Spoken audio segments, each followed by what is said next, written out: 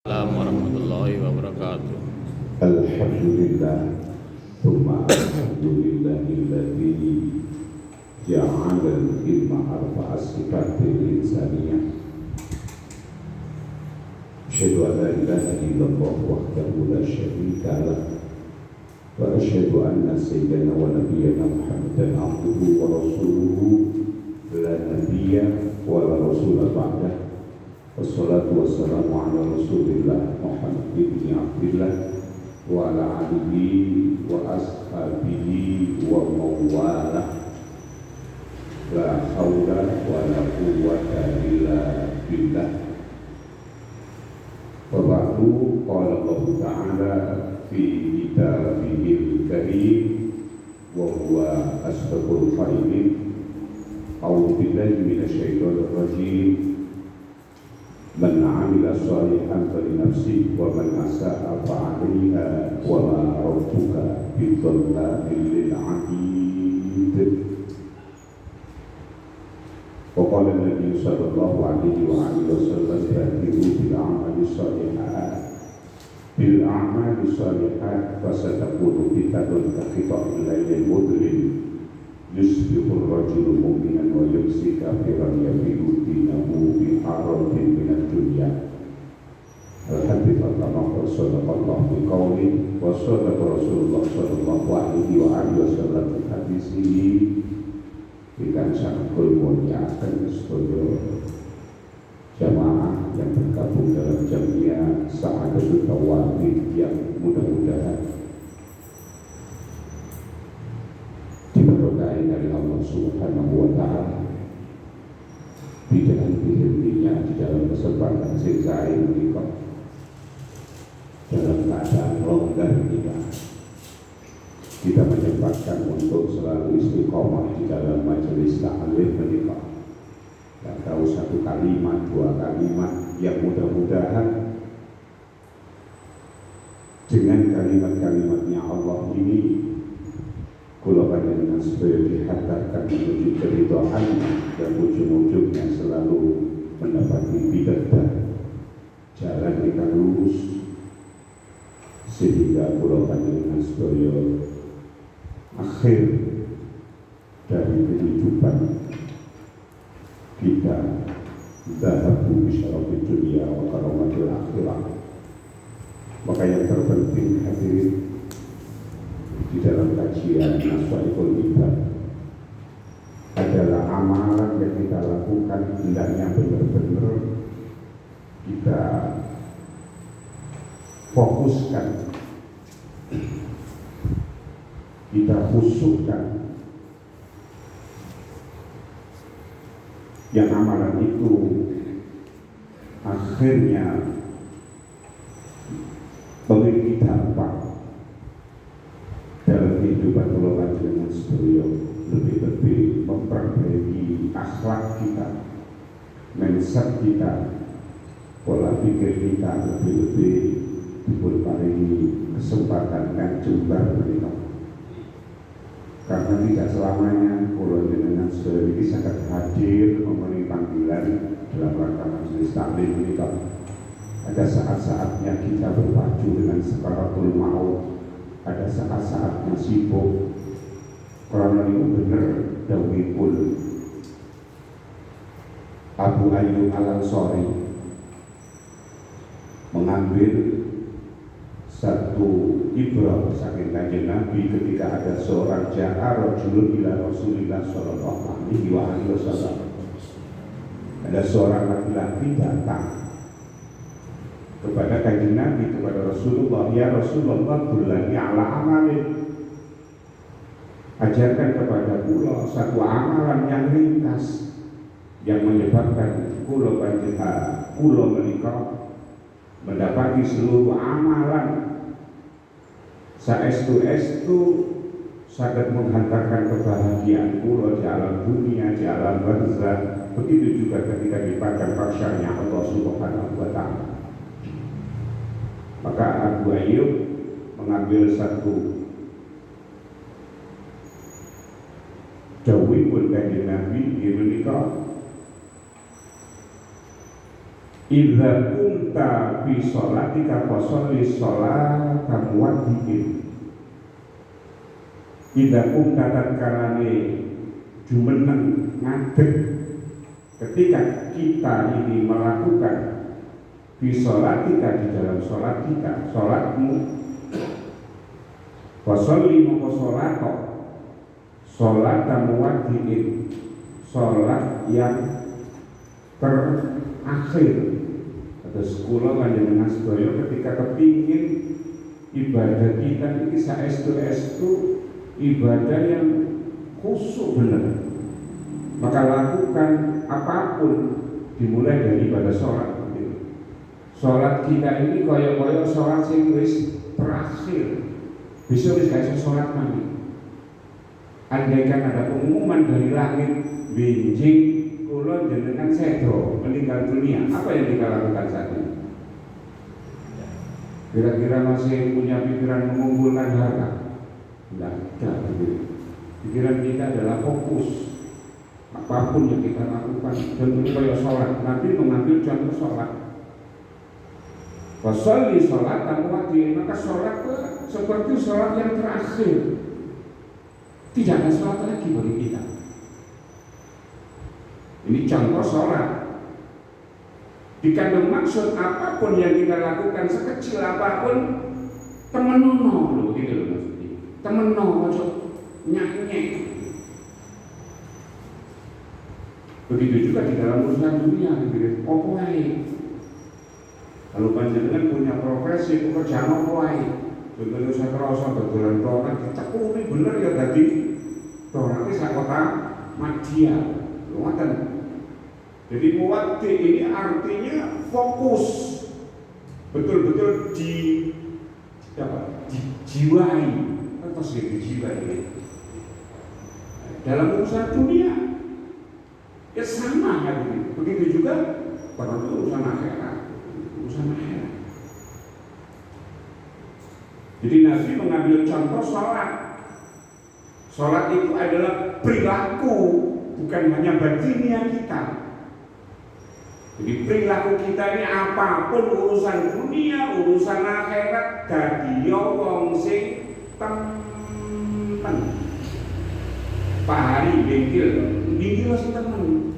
Ojo nyanyi, begitu. Jadi temen. Akhirnya seseorang kalau temen itu kan jadi nopo istilahnya punya apa?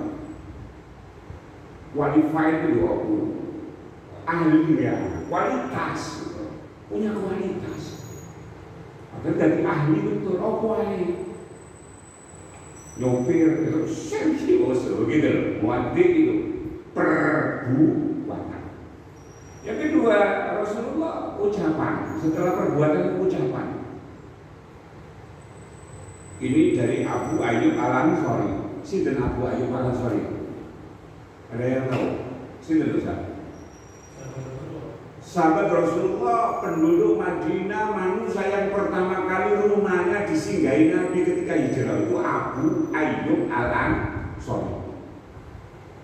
Jadi banyak yang kepingin untuk disinggahi, ditamoni kanjeng Nabi, sampai didangkang, dihadang-hadang unta ini.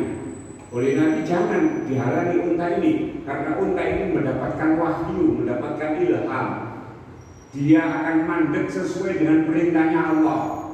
Dan ternyata mandeknya pas di depannya rumahnya Abu Ayyub Al-Ansari. Sampai berbulan-bulan Nabi di situ sambil membangun masjid Madinah Nabawi. Itu Ayyub. Ya orang kecukupan, punya kebun kurma, macam-macam, nggak mau penduduk Madinah. Petani dia. Nah, dia ini mengambil satu nasihatnya Rasulullah kalau kepingin sukses itu dunianya akhiratnya.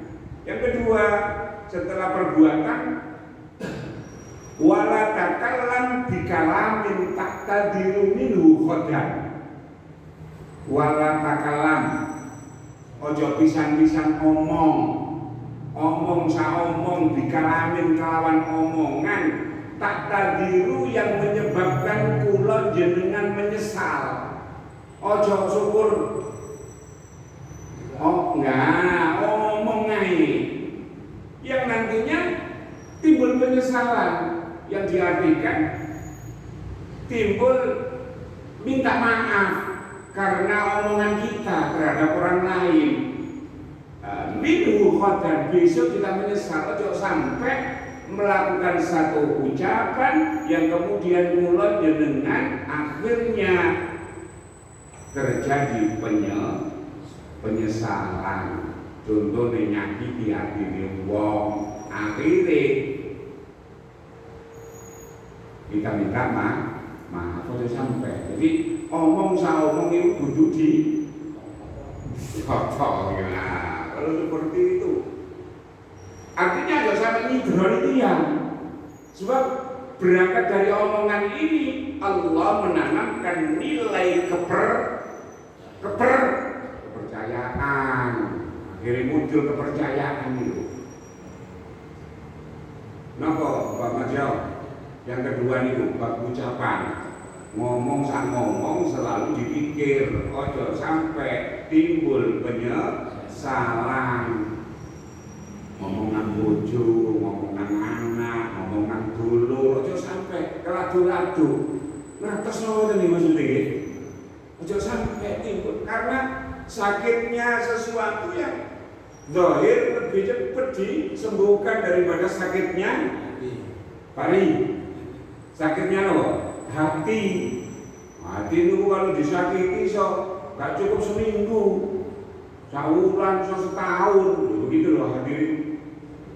Makanya ngomong itu butuh dipikir risiko nih, jangan sampai timbul penyesalan. Ya akhirnya disenengi dia. Ibu loh, jadi semua seorang kamu ngomong itu sakiti, wah, aja sampai ngomong, oke? Aja sampai ngomong. Jadi ngomong sih, nyeneng no guys, bantu duit itu ngomong sih, enak, Kemudian wajmai yaksa, kumpulkan keputusasaan. Yaksa, ini buatan tenasa itu libat. Buatan ini sebagai buat 50. Wajmai yaksa, kumpulkan, fokuskan untuk berputus asa. Yaksa itu berputus asa. Mimma fi aidin nasi, terhadap rezeki harta yang ada di tangan saudara kita orang lain. Ojo sampai mengharapkan kemiren, iri terhadap hartanya orang lain. Dengan kata lain, ngincer terus kepada rezekinya orang lain. Rezekinya sendiri tidak pernah dinikmati dan disyukuri, lebih-lebih dihitung, tapi selalu ngitung rezeki wong liya. Kira-kira paham? Jadi kalau orang itu punya mindset seperti itu, tidak selalu kepingin diberi terus, tapi putus asa lah, tidak selalu mengharapkan kepada orang lain di dalam urusan materi, maka orang akan senang kepadanya. Sebab ketika kita itu dirimui dengan geremengan, nggak ono kak, sami ini nggak ono kak, direpoti ya. Kira-kira kita ikut susah apa enggak? Susah lah kalau berteman selalu ribut urusan materi, mau ngincer terus saya. Gak ono menengi barang, selalu timbul keinginan untuk memiliki, apalagi yang dimiliki itu miliknya orang lain. Maka insya Allah hidup kita ini akan menjadi netral. Netral itu bersih hadirin. Kalau sudah bersih, maka ikut kepada maqalah asadisa. Maqalah ya, nasihat yang ke-6. Ini bagaimana? Al-maqalah itu sadisatu. Oke. Sadisa. Oke. Sadisa itu yang ke-6. Oke. Ani beni an Abdillah ibni Mas'ud, saking Abdullah ibnu Mas'ud Abdullah bin Mas'ud. Siapa itu? Sahabat Rasulullah, satu di antara hafizul Quran, pemegang kuncinya Quran, dan manusia sahabat yang paling mirip bacaan Qurannya koyok Kanjeng Nabi itu satu-satunya namanya Abdullah bin Mas'ud. Abdullah bin Mas'ud. Dan beliau ini satu-satunya orang yang menyaksikan keajaiban mukjizat yang pernah dilakukan oleh Rasulullah, dilihat langsung oleh beliau. Ketika beliau masih muda, Abdullah bin Mas'ud itu sekitar umur 12 tahun, itu pengembala kambing. Tahu-tahu lewat Rasulullah bersama Abu Bakar. Dari saat lewat itu ngelak, maka Abu Bakar bertanya, adakah sesuatu yang bisa untuk menghilangkan dahaga itu? Dijawab oleh Abdullah bin Mas'ud, nggak ada, air pun nggak ada. Maka bolehkah aku memegang kambingmu yang masih perawan? Kambing perawan belum punya anak, kira-kira kan banyu susunya apa betul kan? Begitu dipegang oleh Rasulullah ini susunya mantul lagi berliter-liter dan itu tidak pernah dialami kecuali di tangan Rasulullah. Abdullah bin Mas'ud menyaksikan kejadian seperti itu. Nah, beliau Abdullah bin Mas'ud itu satu di antara pemegang kunci rahasianya Nabi, khatibnya Rasulullah, pelayannya Rasulullah yang selalu keluar masuknya rumahnya Rasulullah. Termasuk juga beliau itu adalah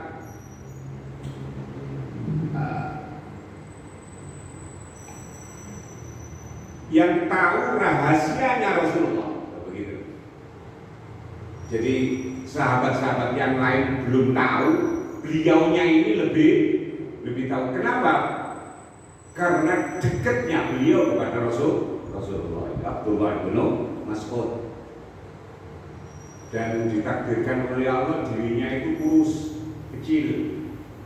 Suatu saat pernah manjat kurma, akhirnya jatuh.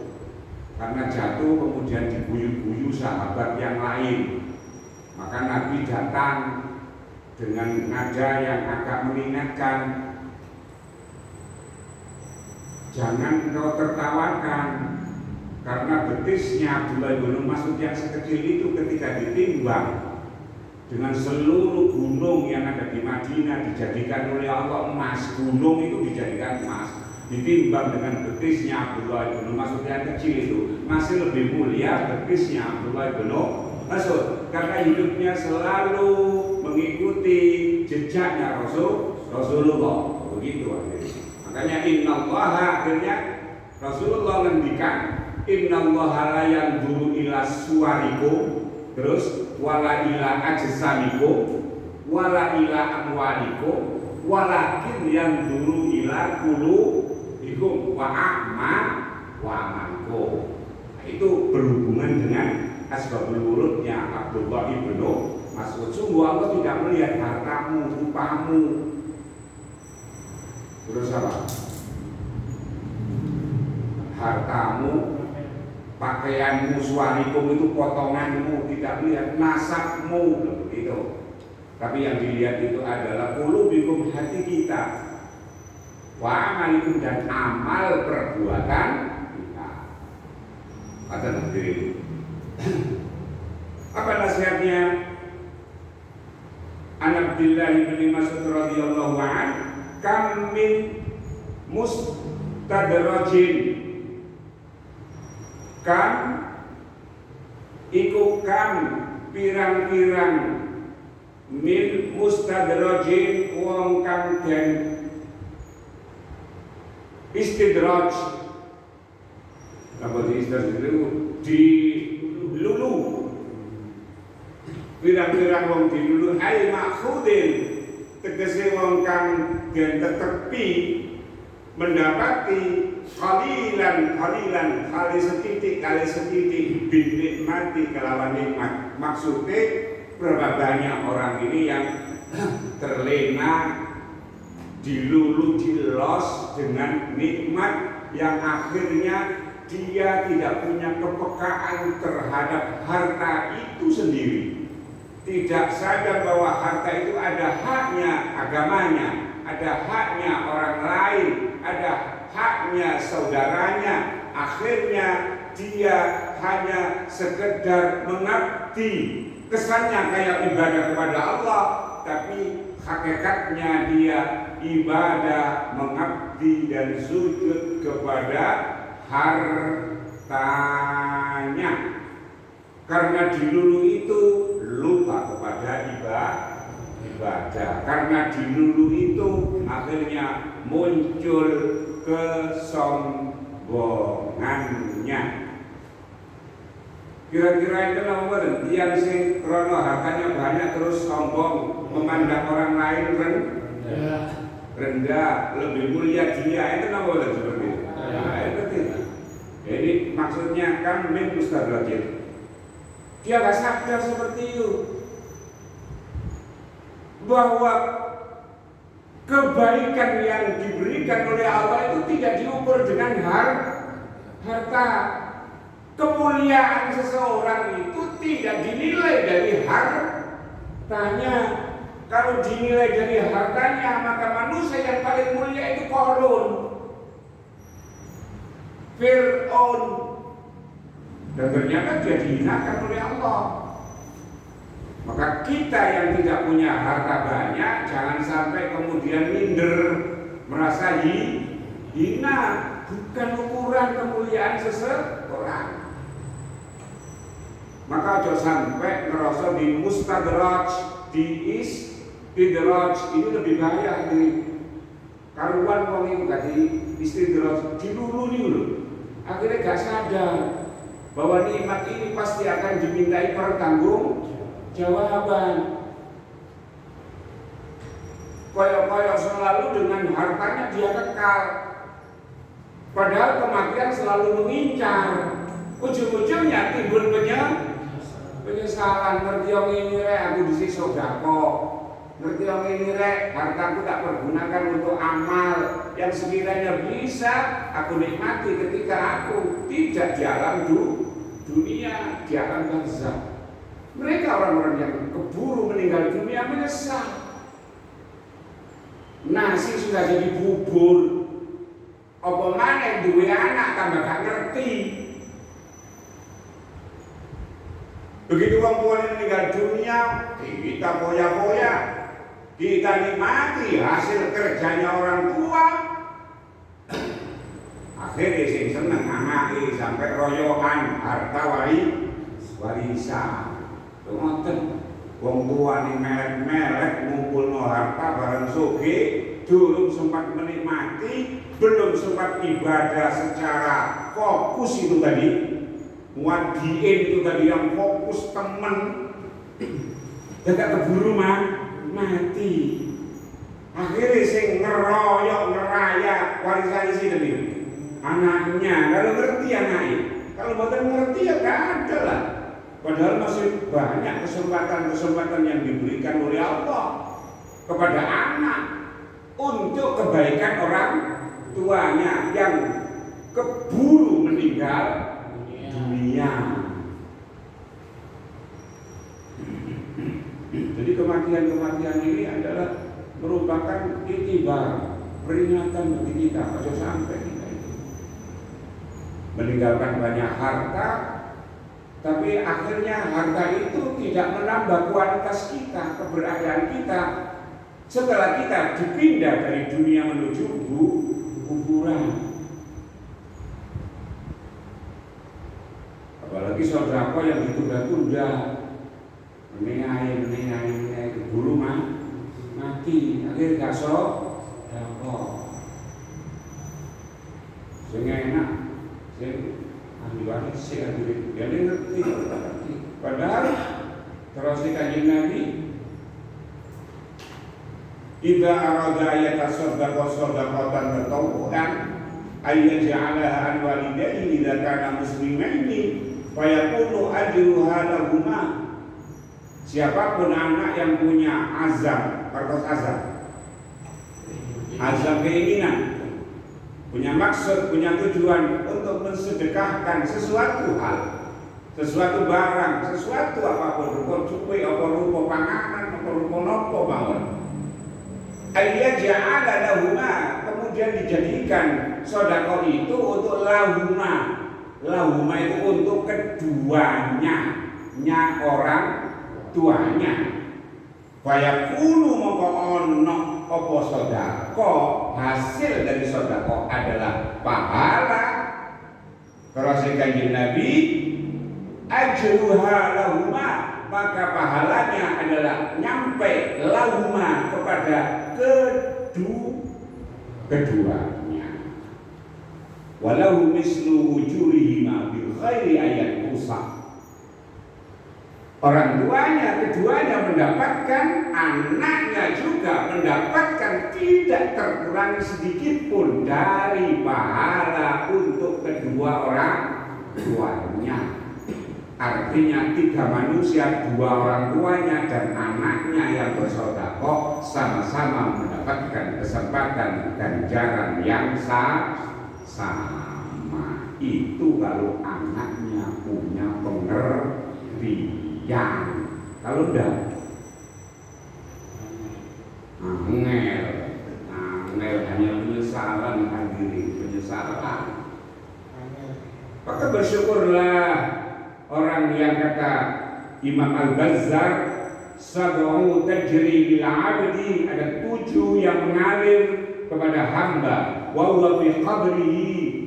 Hamba itu sudah berada bukan di alam dunia, tapi fi qabrihi, di alam barzakh, hidup di alam kuburan, alam barzakh. Maka berbahagialah orang yang punya 7 amalan ini.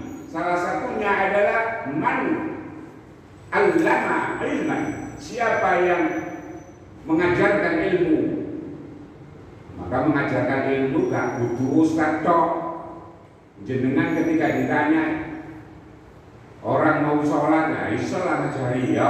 Jadi diajarkan ilmu ini nopo, bukan hanya ilmu agama, ilmu bikin donat barang gak oleh dirahasiakno.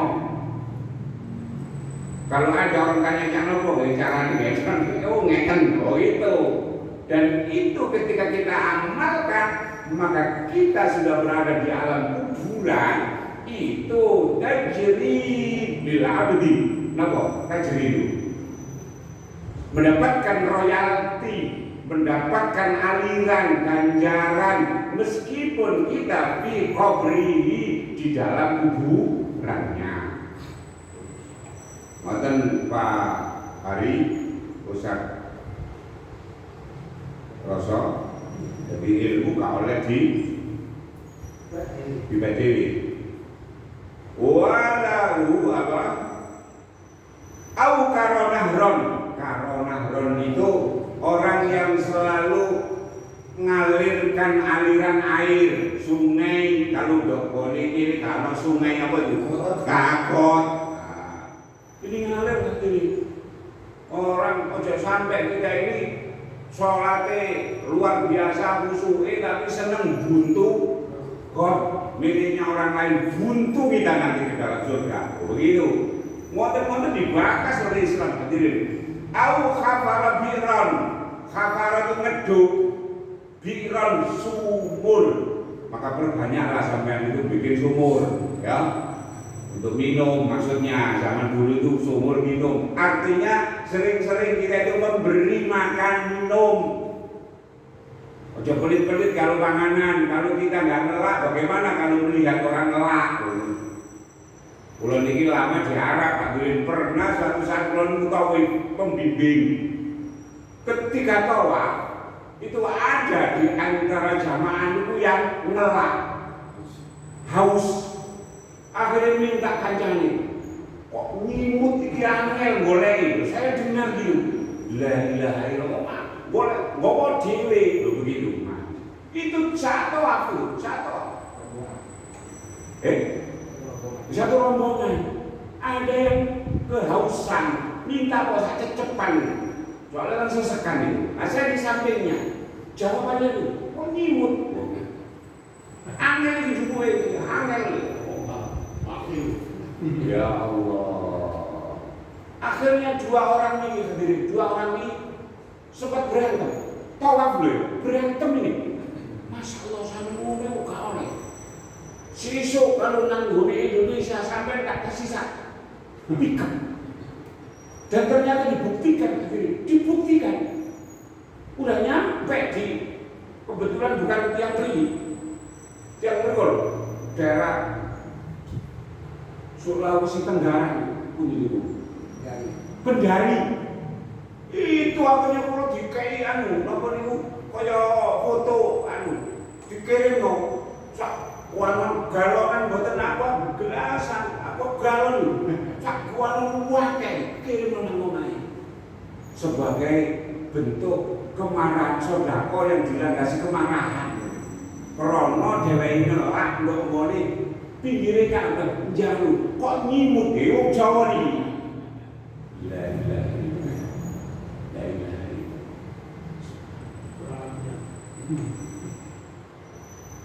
Maka memberi minum, memberi makan ini punya makna. Lebih-lebih ketika kita ini dalam keadaannya kepepet. Artinya air ini tidak seberapa kalau nggak nelan. Tapi kalau pas di padang pasir, oh ini bisa harga ini daripada mobil Mercy ini. Bisa itu loh. Kalau kali ini yang terlebih loh hadirin. Jika itu 2 triliun, 2 miliar di tengah laut, gue gak foto, lebih baik sampai kasih ban meskipun tambahan. Soalnya mau tenggelam. Kira-kira milik duit 2 miliar apa ban? Oh ban. Tapi duit itu untuk pinggir. Wonten akhirnya.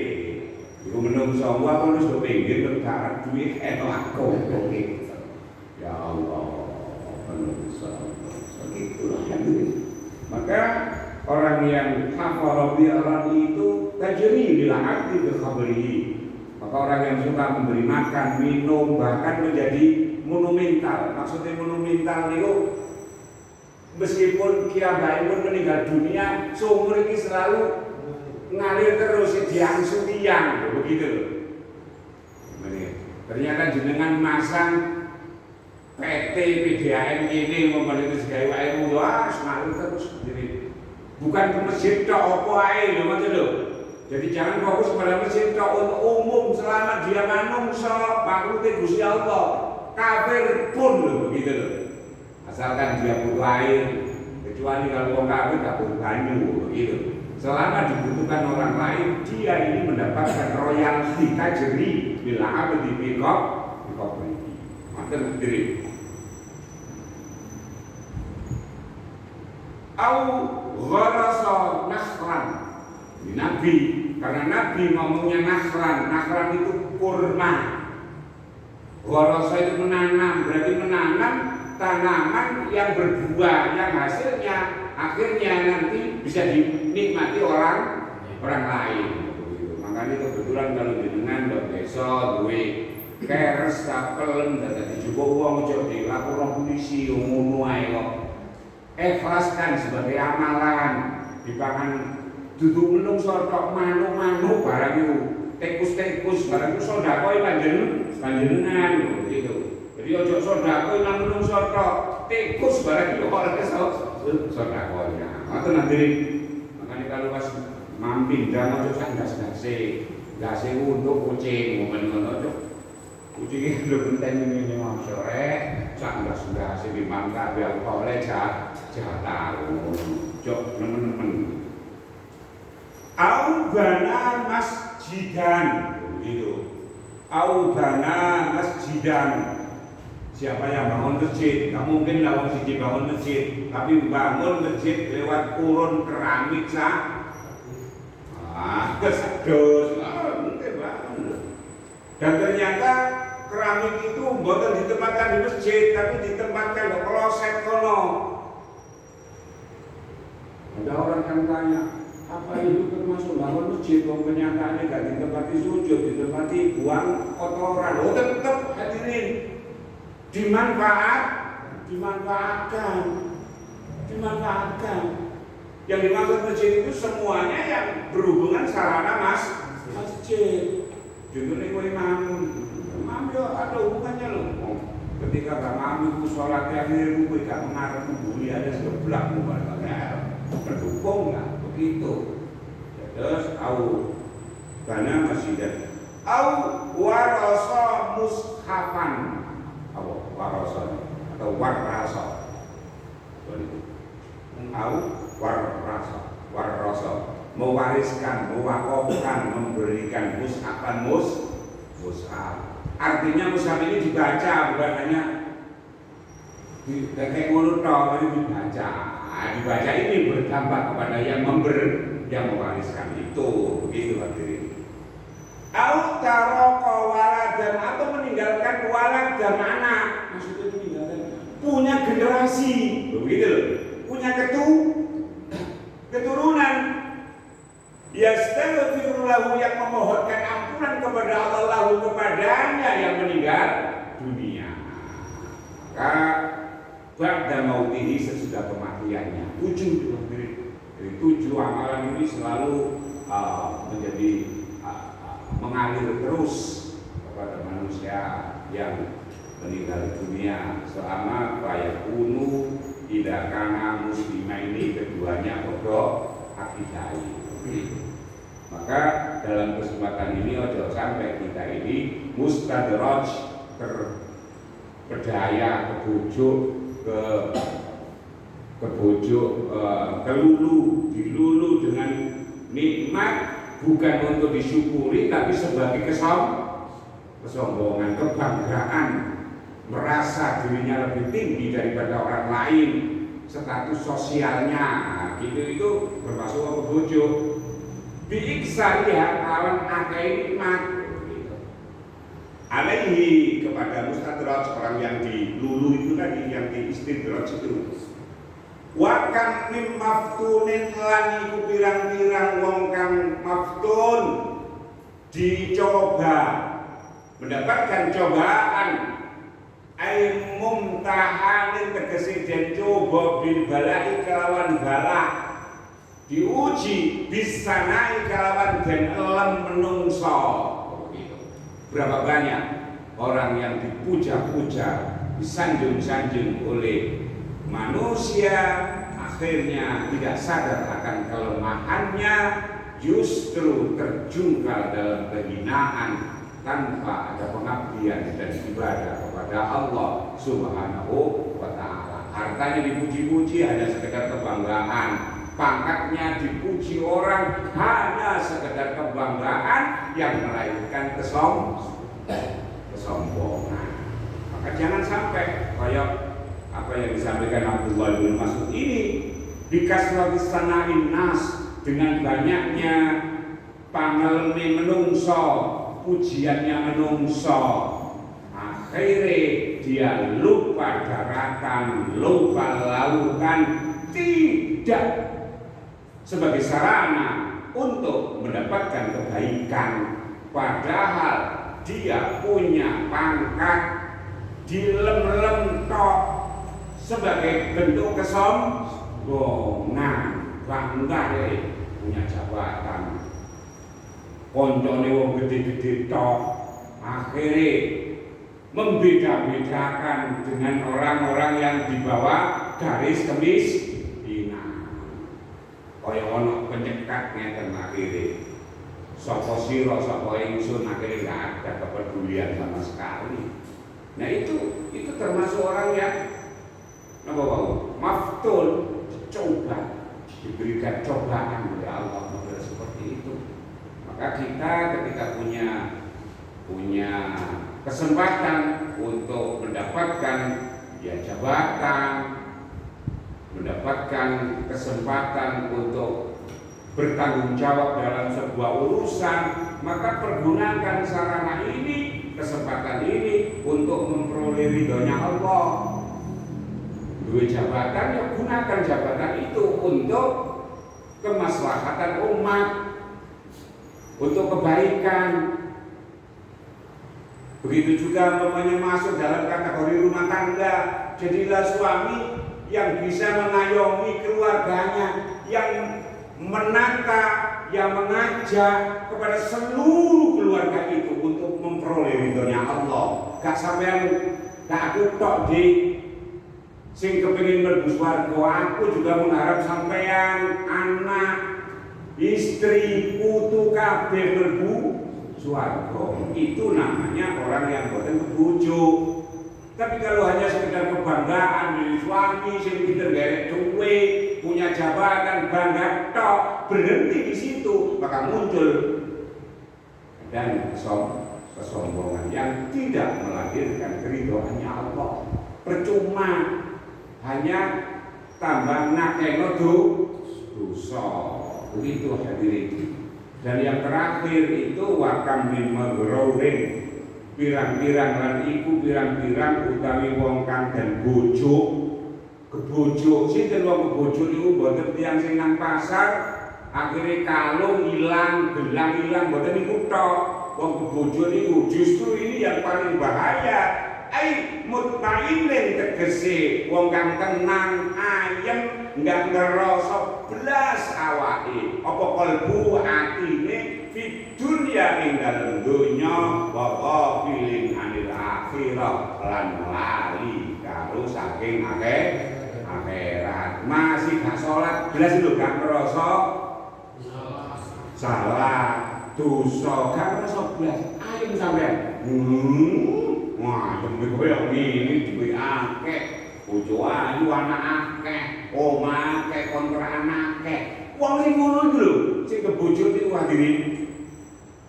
Jadi semua fasilitas karunia nikmat yang diberikan oleh Allah ditutup aibnya, gak ketok blas dosane niku. Terus dheweke bangga sampai ujung-ujunge lali karo akhirat.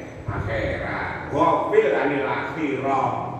Kalbu atine ku ayem nalika nyawang dunya, nyawang duwe akeh, masih gak salat lho. Gak ngerasa dosa blas. Nah, pirang tahun jenengan gak salat ngene? Ya ono lah 20 tahun. Dosa ya gak ono. Duwe akeh kok. Itu wong kebo. Maka bersyukurlah jenengan niku masih titik-titik kadang ya ono kurangi, ya ono cukupe, sik tetep bisa ibadah.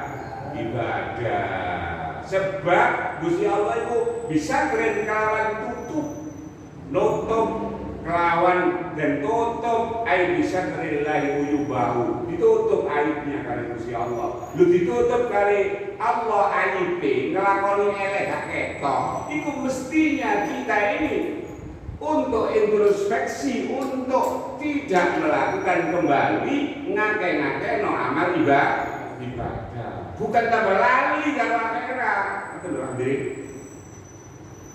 Jadi ojo sampai kita melakukan satu amalan kemaksiatan terus awak dhewe ngrasa ayem matine, dunyane, terus sampai lali akhirat. Terus sampai hadirin. Sebab Allah itu selalu alimun khabir, maha mengetahui, khabirun dan menilai, mengawasi kita. Nah, kalau kita ini merasa santai, ayem, tenang, gak dosa blas, alamat akan susah akhirnya. Apalagi dalam keadaan pas longgar, pas punya kesempatan, sehat, lupa daratan, lupa kepada Allah, ingin nanggoni Allah cuma waktu parah begitu. Maka Nabi ta'arraf bil raha ya'rif ka bisyiddah. Mesralah kepada Allah, api nanggoni Gusti Allah waktu kita waras, waktu kita jembar, waktu segala macam enten, api orang dari Gusti Allah. Maka Allah akan mengingat kita di saat kita kecepit ya Allah gak krungu akhire, gak karungono awakmu ngono ilinge aku wae kecepit tok lho begitu. Jadi kenallah Allah di saat longgar, nanti akan dikenal Allah di saat kita kecepet, sempit alias susah, sulit. Jadi intinya gitu, tiga itu. Ojo sampai kebujuk dengan nikmat, akhirnya dengan nikmat sombong, dipuji uang lupa daratan, akhirnya merasa saya lebih mulia. Kalau model kayak itu lah, kayak contohnya Quran akhirnya. Ana khairun minhu khalaqtani min nar wa khalaqtahu min tin. Sinten yang ngomong ngoten niku? Dipuji uang akhirnya iblis.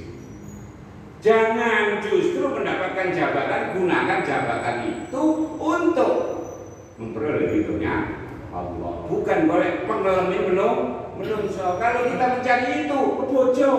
Jadi Abdullah bin Mas'ud, masih harta, tapi kemudian kita mendapatkan harta terus merasa tidak ada pertanggungjawaban kepada Allah dan tidak ada kemaslahatan untuk masa depannya, kuburannya sampai akhiratnya. Itu namanya mustadraj, diistidraj, dilulu. Maka pergunakan harta itu dengan kapasitasnya sebagai kemampuan, sebagai sarana untuk memperkuat ibadah kita kepada Allah. Ojo memperkuat hawa nafsunya, tapi memperkuat ibadahnya kepada Allah. Kita ditutup aib kita ketika melakukan kesalahan, gak ketok wong, gak ono wong weru, wong ijenan. Yang tahu antara diri kita kepada Allah, lho niku syukura, ditutup aib itu, jalu sepura nang nggone Gusti Allah. Ojo tambah lali karo akhirat, sak apa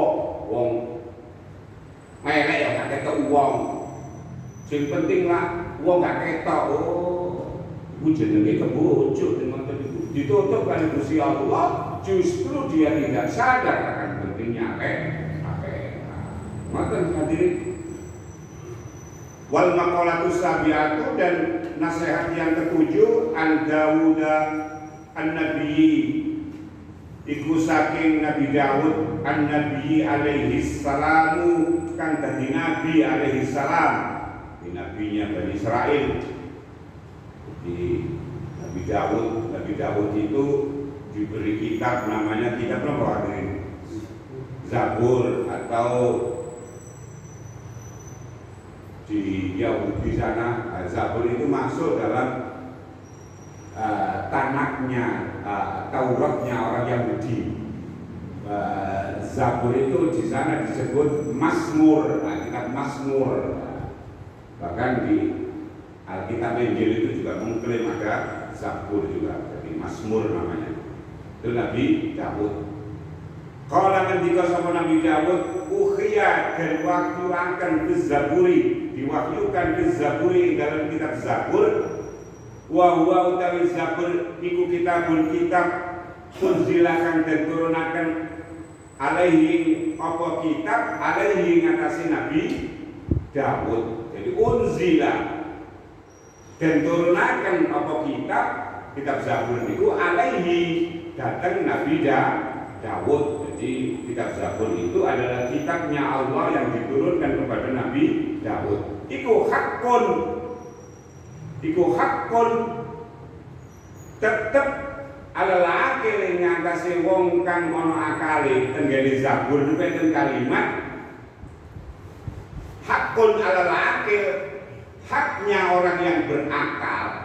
Disebut wong iku duweni akal, ay wajibun alaihi, tegese wajib ing atase wong sing akale waras, ayastaghila utawi yen to ora ketunggul sapa akil illa bisalasin angin kecuali kelawan telu. Kertas maksudnya jenengan ngoten niku. Kertas ta? Jadi nggone Zabur itu enten kalimat terkhusus wong itu disebut wong sing berakal, berarti wong sing gendeng, wong sing waras akale, iku kudu duwe perbuatan telu. Kalau nggak duwe 3 perbuatan ini, meskipun dia berakal, dianggap akale ora waras, alias endang ngoten lho hadirin. Jadi kudu waras. Jadi uang itu disebut akal waras. Pirang-pirang tiang Kertajaya ini nyebut akalku waras. Tapi kalau gak ngelakoni telung perkara ini, tetep akaliku gak waras. Gak waras itu cara bahasa Kertajaya ini apa Pak Marjo? Tempel. Es ngono lho, ngoten. Masa ngobrol mau sehat. Gendeng kan. Ngoten lho. Minal fisal saking pira-pira perkara setunggal tazawudun setunggal tazawudun siji iku lurusanmu krana nggon balik akhirat iku diawali kuburan dhisik. Dadi ana wong berakal dadak donya iki gak cawis-cawis persiapan sangu kanggo kuburan masih mengklaim dheweke waras tetep sebutane wong gendeng. Betul lho hadirin. Lho Zabur niku. Lho Mazmur niku wau. Jadi tandane wong iku pikirane waras, ndok donya selalu golek persiapan bekal sangu kanggo urip ndok kuburan. Untuk akhirat ai li akhiratihi tegese krana akhirate akil biada ila amali sholihati kelawan nglakoni pira-pira amal kang bagus. Saged ngikuti. Jadi uang itu disebut wong berakal nalikane kesempatan urip donya iku ya aja golek duit tok, ngoten lho. Golek samu akhirat. Ngono ya ngono tapi aja ngono-ngono nemen, maksude donya wae. Ditinggal. Sing enak ahli warise, ngoten. Aja ngenakno ahli waris. Yo ngenakno wong loro, yo sampean yo ahli waris, ngoten lho. Gitu. Yo nomor setunggal hadirin nggih. Pun nggih, nomor setunggal. Jadi nomor setunggal itu selalu hidupnya punya persiapan. Golek sangu, ojo belas, bonek tok. Jo, sing nomor loro wamu natun 5 asin. Napa? Wamu natun 5 asin. Lan ongkos krana nggon urip. Ngono donya iki yo perlu biaya. Golek sangu dunia ya penting, ojo akhirat ae. Akhire dunyane keteteran. Ngono. Masuk akal ngono iki. Yo gere sangu akhirat, yo gere sangu dunya. Wa mu'natun 5 asin. Wa mu'na niku ongkos biaya 5 asin kanggo urip nggone dunya. Au kiamun tegese jumenengi bi amri kifayati kelawan perkarane kecukupane akil. Di hidup itu harus punya orientasi cukup aja berlebihan. Wa saunihi lan ngreksane amar perkara maksude wa fi ibaratin lan iku ing dalem ibarat wa marahmatun lan bagusake 5 asin marang penguripan. Ya, kita ini dianjurkan untuk mencari kecukupan, ketersediaan, selalu nggadahi sangu kanggo urip. Apa nih maksudnya sangu urip niku? Pak Masya? Ekonomi, pikir ekonomi ngono lho, sangu urip iki, ekonomi aja akhirat tok ngono lho maksudnya. Akhirat tok. Masih ngoten hadirin, mikir ekonomi tapi enggak seluruh ekonomi. Watola bulan dati bihalalin. Apa yang kita masukkan ini, apa yang kita konsumsi, yang kita dapatkan dari seluruh penguripan mau ekonomi wau bihalalin kelawan pangan kang halal. Fa inna kasbal halali wajibun krana luru nyambut gawe sing halal iku wajibun wajib. Ojo pokoke kanggo sang urip wis sakarepku, jangan ana peraturane dihalalin kelawan panganan ekonomi sing halal. Wis cukup perlu akhirnya. Jadi hidup itu. Ya bangunlah akhirat kita, tapi jangan kita tinggalkan perkara-perkara dunia. Pun juga di dalam urusan dunia ojo sakarepe dhewe, tapi punya aturan untuk kita pilih yang halal.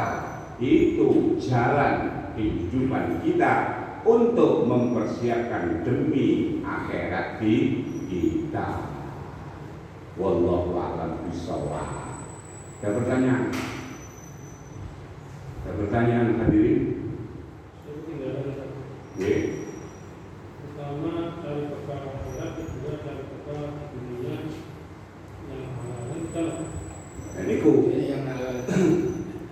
mencari bekal cukup. Mencari bekal ini harus sampai cukup. Ojo sampai terjadi kekurangan yang akhirnya menimbulkan kekufuran kepada Allah atas nikmat itu. Nah, di dalam ongkos dunia ekonomi maka ditutup dengan yang ketiga. Ketiga itu apapun yang kita konsumsi, orang yang berakal disebut wong berakal iku selalu mengkonsumsi barang sing halal. Ojo haramus, haram dikermus. Tapi yang ketiga itu menjadi pokok usaha. Ekonomi ya ekonomi, tapi mikiro sing halal. Telu di sini niku akhirat dunia perkara yang halal. Jadi perkara ojo dunia disebut disaring malih sing halal. Nah itu semuanya demi untuk memperlancar dan mempermudah kita menuju keridhaannya Allah.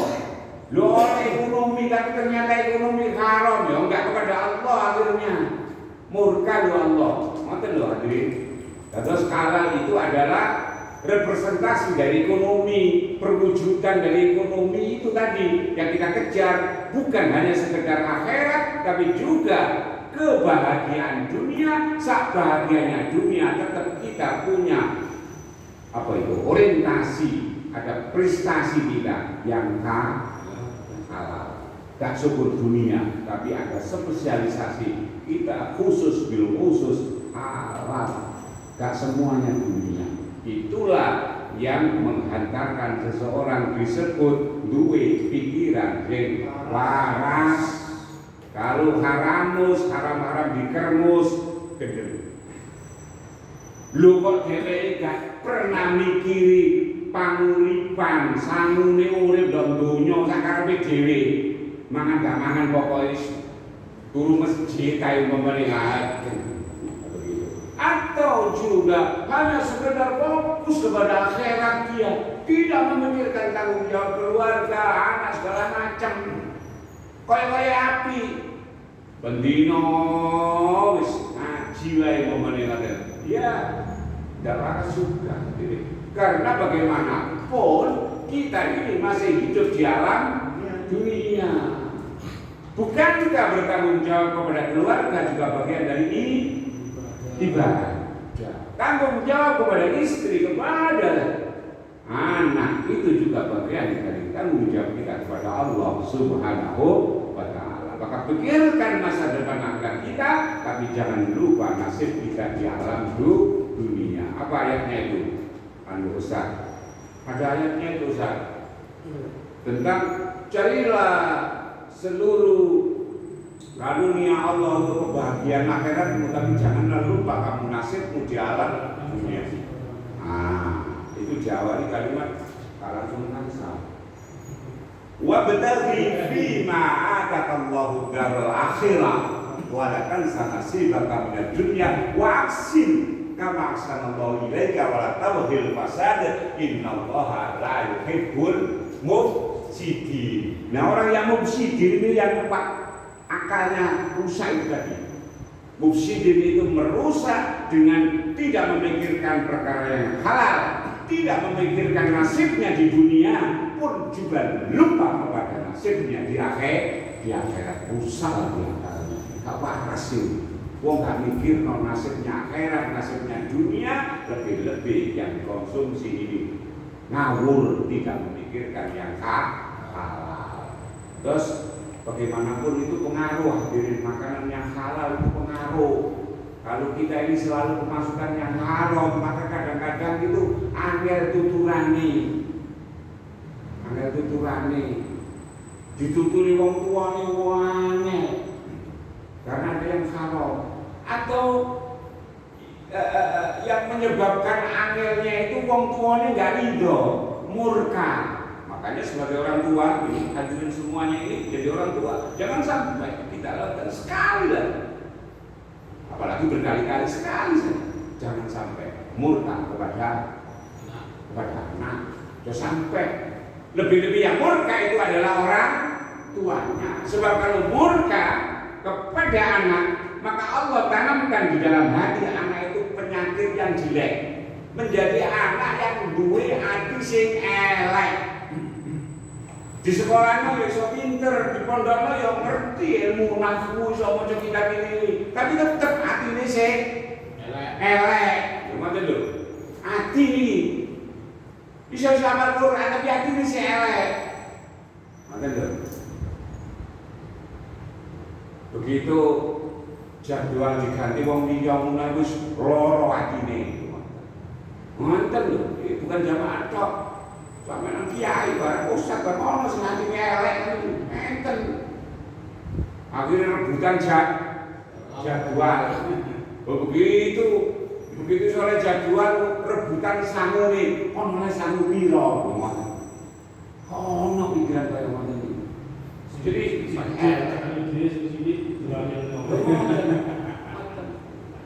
masih ada.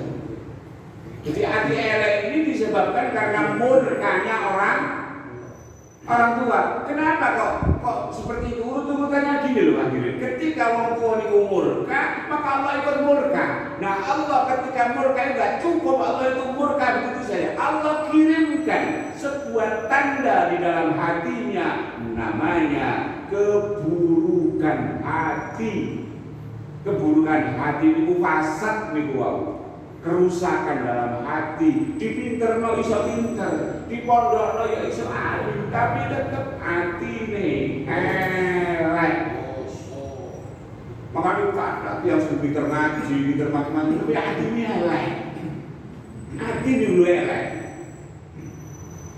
Makanya kula gak ada kiai namanya Kiai Idris itu. Sampai kalau gak iso tahajud, ya gak usah tahajud. Sampai gak iso bendino maca Quran, ya gak usah maca Quran bendino. Buka gak iso buka ya gak apa-apa, gak iso buka. Tapi yang penting aja sampai enggak wajib atine sing apik, aja ati sing elek. Buka pisan ngene tanggane mangane kudu minsuran kon. Dodol-dodolan Pak Buati bangkrut kon, tak tau tahajud koyo aku mana tahajud duha pisan nyenengi ponggone aja ngono. Lebih baik gak usah tahajud, gak usah duha, tapi hati ini sing hati. Kalau sakit ya duha, ya tahajud, tapi hati tetap api. Kalau gak iso api, hati ini adalah modal pertama.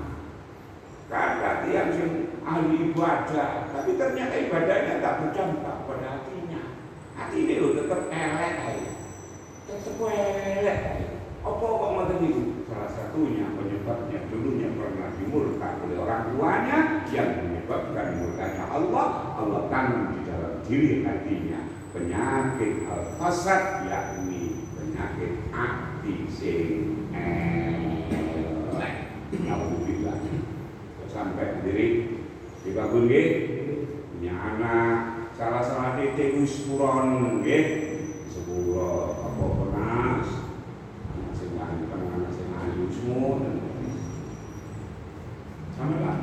kalau ceritanya, kalau ada konco itu orang tuanya itu subhanallah tidak pernah mengeluh, padahal anaknya itu untuk kelainan. Setiap kali buang kotoran besar gak dibuang ke kloset, gak boleh WC, disimpan ke lemari. Itu ada berikutnya. Layak dan iya lebih disimpan. Lo mau tadi gue masalah, iki ngono mulya lho nak, barang iki mulya lho nak, sampeyan kalau gak iso tolong ini masalah nak, biaya yo akeh lho nak. Muga-muga sampeyan dadi kok mulya lho, kok mulya tenan wis subhanallah. Coba kalau mana senengane buang kaya kene awak meneh masa depanmu kaya kene ya lho. Ngoten kaya barang iki dibuang kok ngene lemari iki. Kotoran maksudnya. Tidak jadi kotor. Begitu doanya orang tuanya. Barang sing elek itu disulap kali Gusti Allah tetap menjadi mulia dan menjadi mulia betul. Mulia hadirin. Mulia dia, mulia dunia, mulia akhirat. Ya. Jadi orang sukses saja kata subhanallah.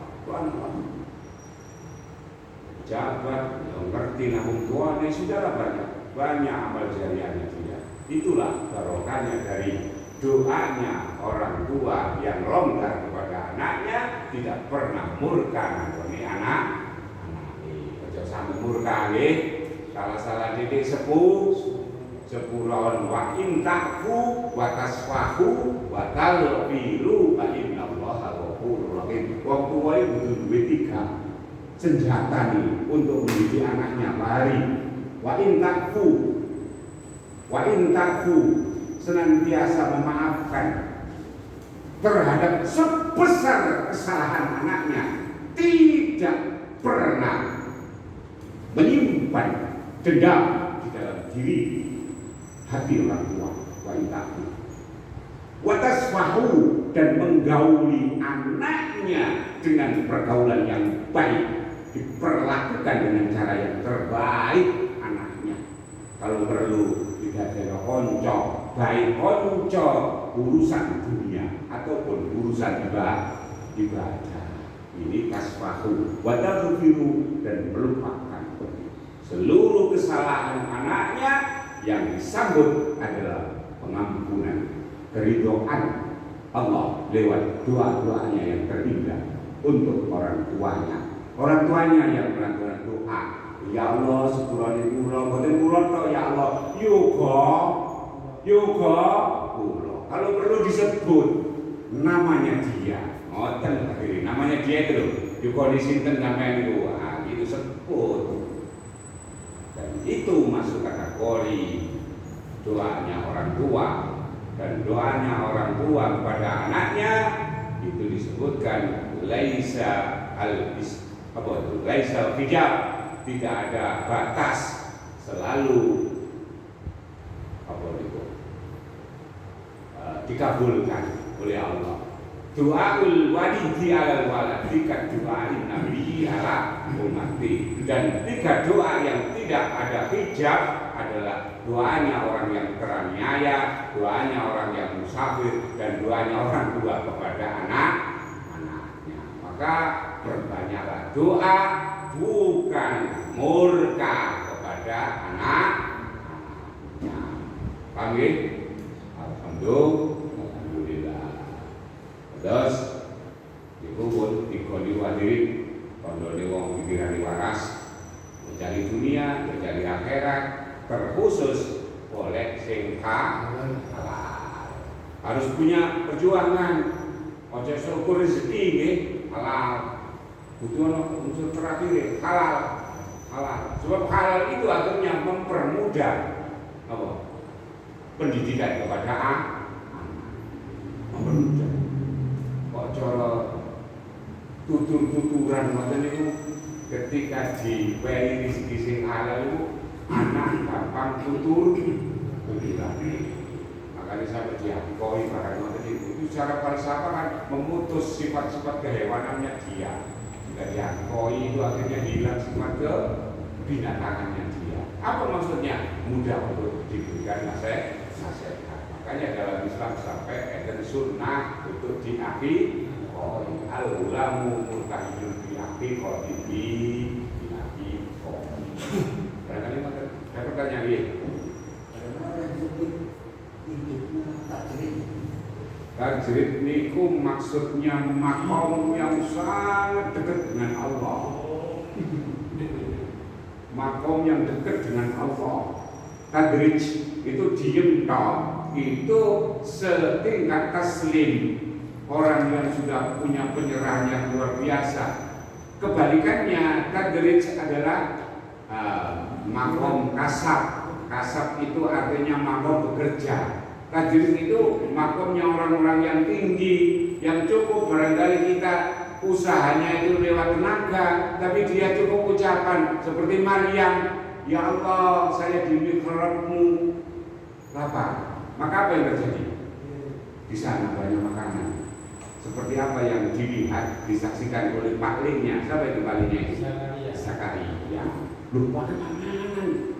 Wahai Maryam, sok sing ngirim Allah yang ngirim. Itu tajrid namanya. Tajrid itu nggak perlu kerja. Tapi kalau kita coba-coba makomnya kasar, wis aku tak tajrid dari dhewe, ya keluwen temen akhirnya. Begitu seorang kalau sampinge koyo Maryam enggak kelas kita hadirin. Kelas kita ini masih kasar, artinya kerja khususan. Jadi tajrid itu makomnya orang yang bermajelis, tetap dia ikhtiar, tapi ikhtiarnya itu lewat jalur spesial, spesial, paket khusus kepada Allah karena dekatnya dia kepada Allah yang tidak bisa ditiru oleh layaknya manusia yang umum. Tadrij namanya.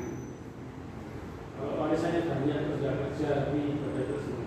Ya boleh, apa perlu memang nengok tapi aku boleh. Warisannya kakek ya, biasanya bisa banyak.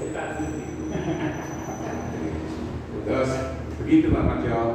Kebalikannya niku namine makom kasab. Kasab niku artinya kerja, bersusah payah, berjuang.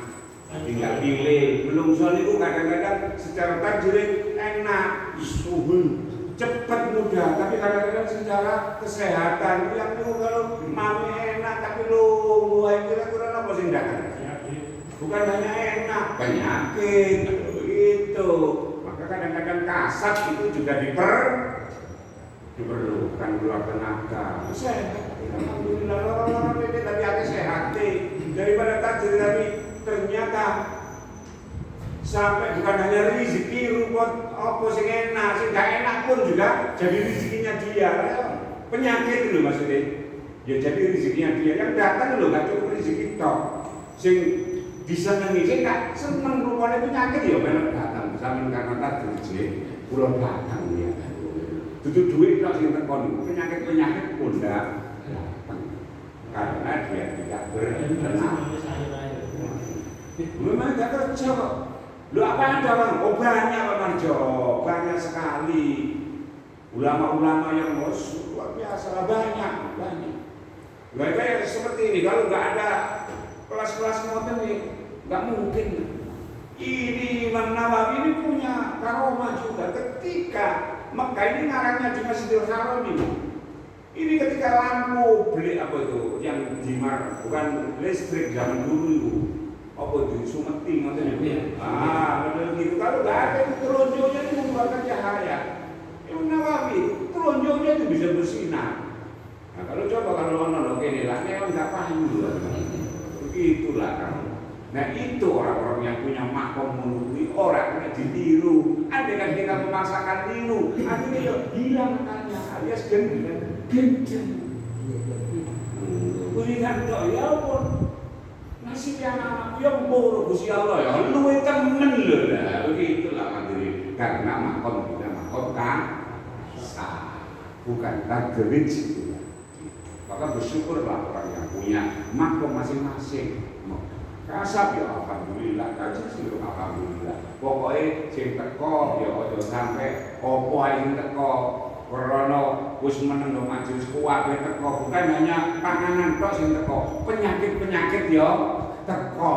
Akhirnya karena ndak mengeluarkan tenaga. Mami enak-enak, kalau tenaga belas kepanasan naik gak, akhirnya penyakit kodok